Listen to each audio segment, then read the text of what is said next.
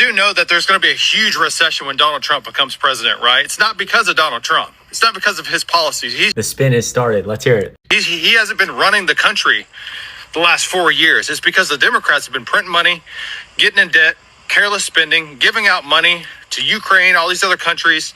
I'd love to debate you on like the basics of U.S. government because I don't know that you understand them. People are saying inflation is going to happen under Donald Trump because he wants to enact these very widespread, very aggressive tariffs, which U.S. businesses are going to have to pay more to get goods into the country. They're going to push that price onto the consumer, causing inflation. There's no economic data to support the idea that government spending was the main cause of inflation. In fact, in terms of running the deficit, Trump ran the deficit significantly more than Joe Biden, both non-COVID relief and COVID relief. By your logic, the inflation in the first term was caused by Donald Trump, which you yourself seem like you're in a logical pickle. Regardless of all that, things like spending money on Ukraine, that's part of our defense budget, which is appropriated at the beginning of the year. I'm sure you don't support cutting that budget. And most of that money sent to Ukraine was like old weaponry. So I don't think a, $500,000 cruise missile sitting at the Department of Defense is causing inflation. Thank God for Doge. Thank God for Elon.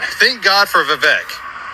Biting the bullet, taking responsibility, cutting a whole bunch of departments that are so unnecessary so the American people could stop becoming the consequences to what's going on in Washington, D.C. Yeah, so again, I think you're talking about just like general spending and running up our deficit. I just don't think you have a basic concept of how our government is run. Elon Musk and Vivek Ramaswamy, best case scenario, like some of the most conservative economists would suggest that they could maybe cut $100 billion, $200 billion of wasteful spending. In a macroeconomic sense, that's nothing. I mean, our budget's $6 trillion a year. That won't affect anybody. This idea that like wasteful spending in Washington is like hurting people from a standpoint of inflation or like personal debt, it's nonsense. You have no idea what you're talking about. You're being played by a bunch of billionaires who are like throwing you cool stuff, being like, oh, we could get rid of wasteful spending. This is fiscally responsible. And they're just trying to get closer to the presidency because the presidency gives them power and they can enrich themselves. I'm not saying there's not a problem with spending in America or deficit spending, but this whole